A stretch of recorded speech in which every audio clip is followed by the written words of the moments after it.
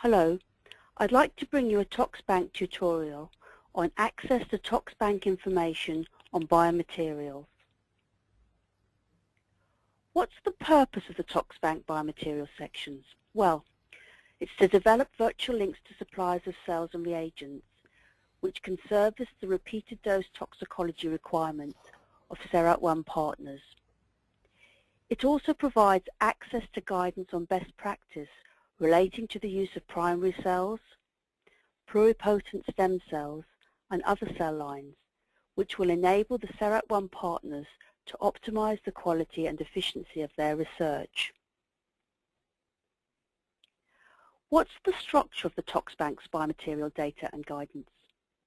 Well, there's protocols and partner data sets, a catalogue of primary cells, pluripotent stem cells and other cell lines, a catalogue of cell culture reagents and associated materials, a registry of supplies of primary cells and cell lines, and guidance, a selection of cell lines, the use and their quality control.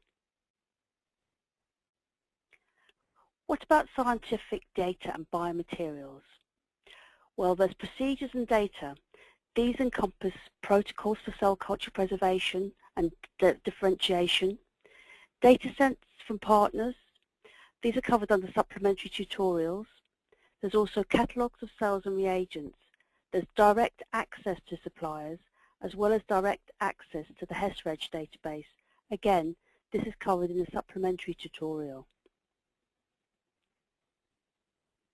There's also a registry of suppliers. This is international suppliers and looks at quality control and characterization of materials for quality assurance and for reliability. Again, this is covered in another tutorial. There's also a registry of cells and cell lines with evaluation criteria for quality. This can be found under the Biological Materials wiki pages at the following address. There's also information on reagents. Again, this is covered in another tutorial. So something that's of primary importance when you're working with cell assay systems is to maintain good cell culture practice. Now, this was written about in a document by Kirker et al. In 2005, and it was driven by toxicologists to improve the reliability of cell-based assays. It's really based on 6 fundamental principles. Principle 1 is to understand the cell system you're working with and what affects it.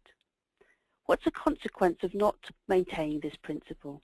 Well, you could be working with the wrong cells, and this would in turn have adverse effects due to changes in culture medium, etc. Your data could be compromised, and you'd waste time basically. For principle 2, you should assure the quality of all materials and methods. If you don't do this, you could fail to maintain the integrity, validity and reproducibility of the work, again wasting time and valuable resources.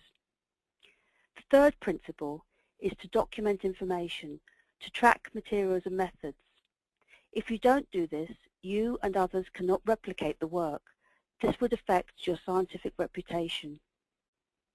The fourth principle is to report the work to enable clear understanding and evaluation. Again, failure to do this would result in the inability to transfer your results and your techniques to other labs, putting your scientific reputation at risk. The fourth principle is to establish and maintain safety measures. This needs to be looked at from the point of view of lab worker safety, because without it, you'll compromise the safety of the lab workers, and this could have legal implications. The final principle is to promote education and training. Again, if you fail to do this, you'll waste time and resources, and this could result in the decline in your scientific reputation. So let's summarize this tutorial.